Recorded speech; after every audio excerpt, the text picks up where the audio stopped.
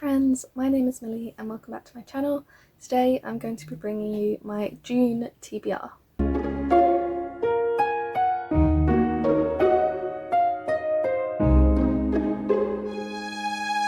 So first of all, if the lighting in this video just keeps going weird, the sun is just going in and out of the clouds, so hopefully it's fine. It's June. It's June, guys. It is my birthday month, which is very exciting, and it's also the month that I'm seeing Taylor Swift for the first time ever.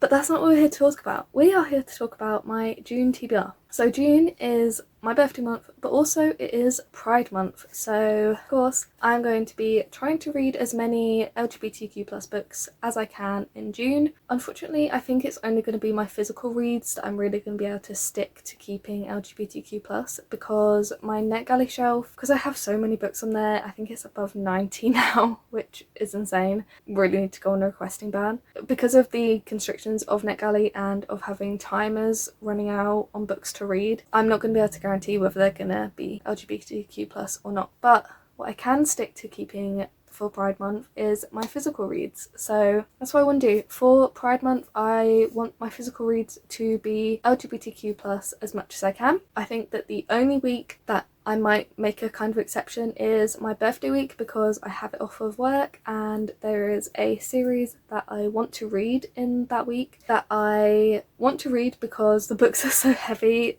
that I cannot take them into work to read.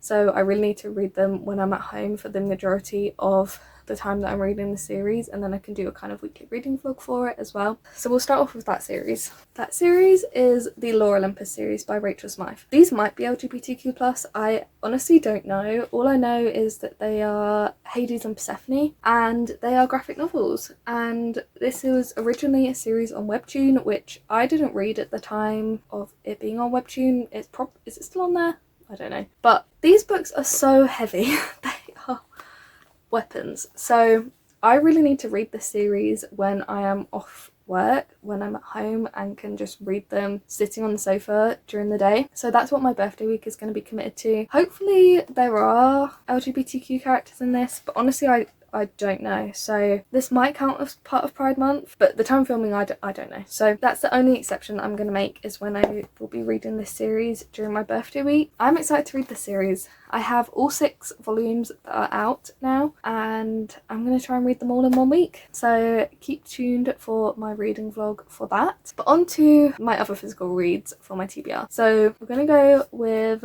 the latest addition to my TBR, which is, and this is spoilers for the Fairy Loot May adult book, so if you haven't received yours yet or you don't want to see spoilers, skip ahead. But it is The Honey Witch by Sydney J. Shields. This is a cottagecore sapphic fantasy.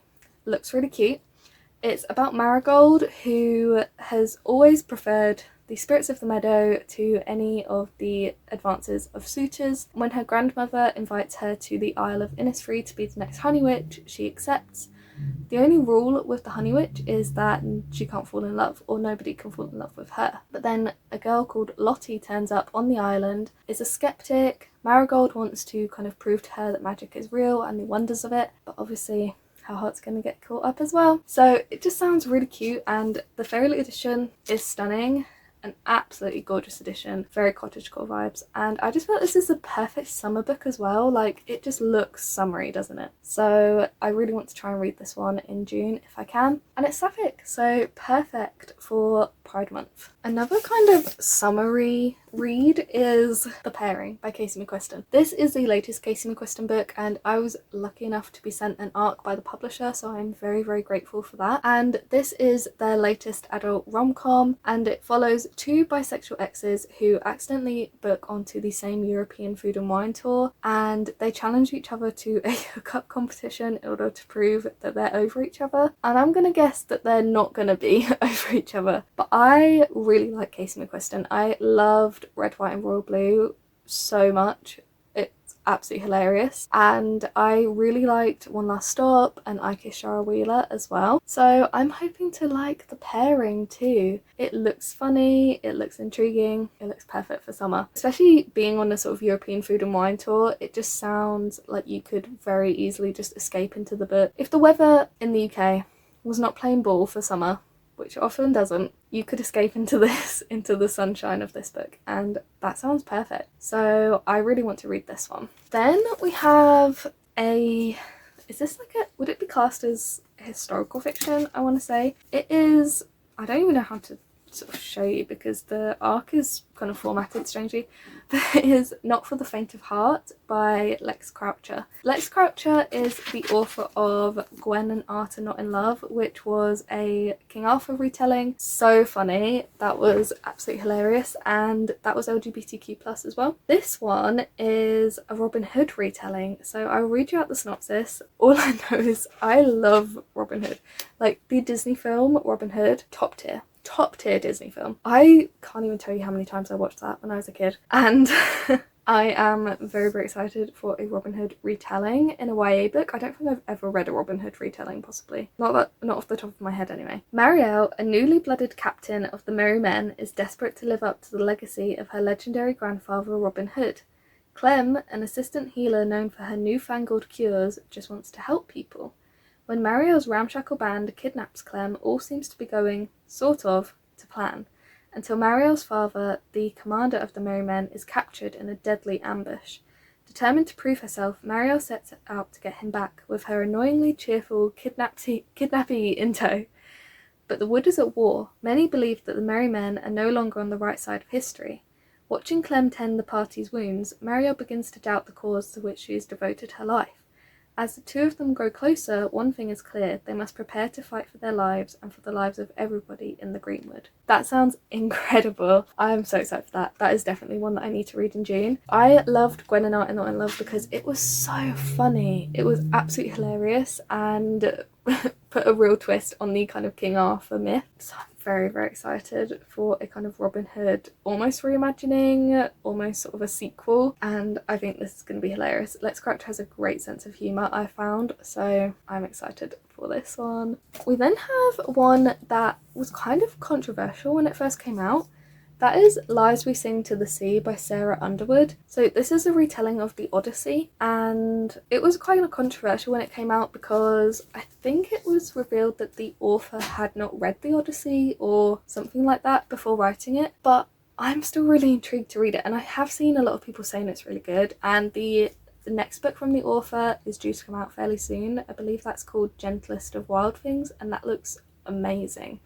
So I do really want to read this one still. I love a good Greek mythology book. So hopefully this one is a good Greek mythology book. This one, I mean, it's stunning, first of all, look at that foiling. But this one says, in the cursed kingdom of Ithaca, each summer brings the hanging of 12 maidens, a gift to the vengeful Poseidon. For 17 years, Leto has escaped the curse's mark until now. But death does not claim Leto. Instead, she waits on a mysterious island, greeted by the immortal Melantho. She tells Leto that Ithaca's sacrifices are the legacy of the great Odysseus, payment for the lives of Queen Penelope's 12 maids cast into the ocean centuries ago. Leto has the chance to break the curse. She just has to kill the Prince of Ithaca. But Prince Matthias also seeks to free his kingdom from the curse. Torn by her growing love for both Melantho and Matthias, Leto must choose a path to follow.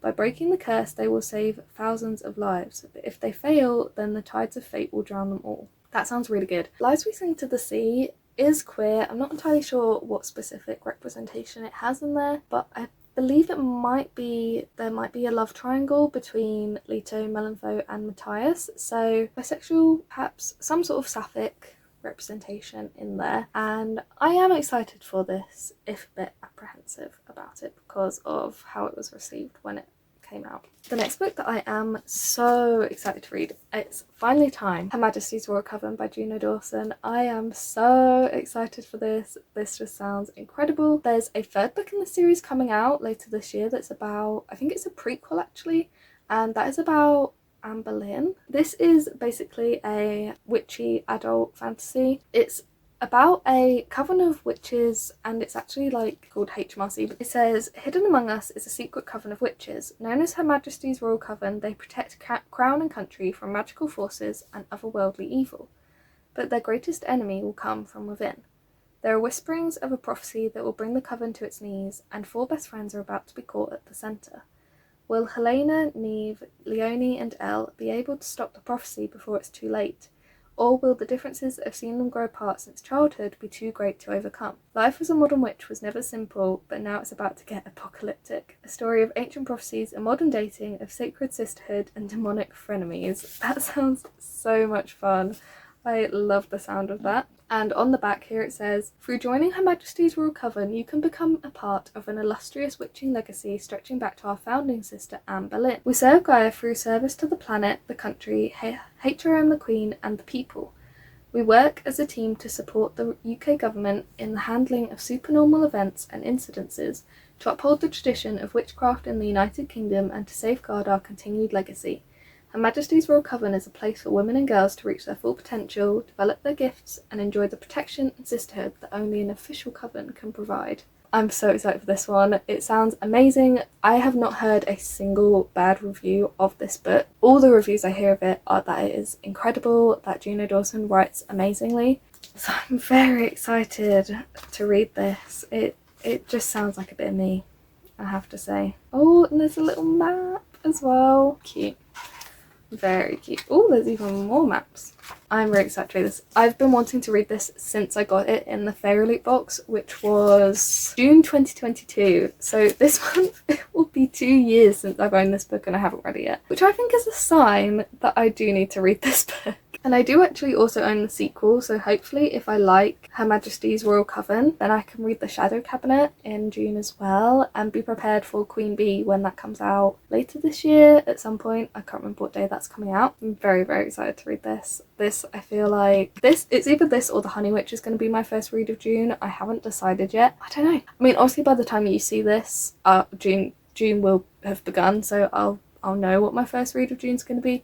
But I think it's either going to be Her Majesty's Royal Coven or The Honey Witch by Sydney J. Shields, because I just love the fairy edition of that one as well. So I think I've picked some really good books for June, guys. I'm excited for all of these, and honestly I feel like I've got some 5-star predictions in here. I had a really great reading month in May. You'll see that in another video in my May reading wrap up. But I had a lot of 5-star reads in May, and I'm hoping to continue the streak in June, and I really do feel like I will. I think that Her Majesty's Royal Coven is going to be a 5-star read, and I'm fairly confident that at least one of the Lore Olympus books will be a 5-star read as well. I really need to, they're just so heavy, those books, that I really do need to read them when I have a week off, which is, it has to be this month because I don't have a week off from June until August when I next see Taylor Swift, so it's fine. But yeah, June, birthday month, Pride month and Taylor Swift month. It's gonna be a busy one. It is gonna be busy. Although I do think that I will just get a lot of reading done in June. I think that apart from my Taylor Swift days when I'll be absolutely knackered afterwards, I'm gonna be getting a lot of reading done in my birthday week, I feel, which I'm excited for. I'm very excited for, especially if I'm reading Lore Olympus. So let me know what your reading plans for June are. Let me know if you're planning to read any of these books, if you're planning to read LGBTQ books for June for Pride month. Hope you have a wonderful rest of your day. Like this video if you liked it, and subscribe if you want to, and I'll see you in another video soon. Bye!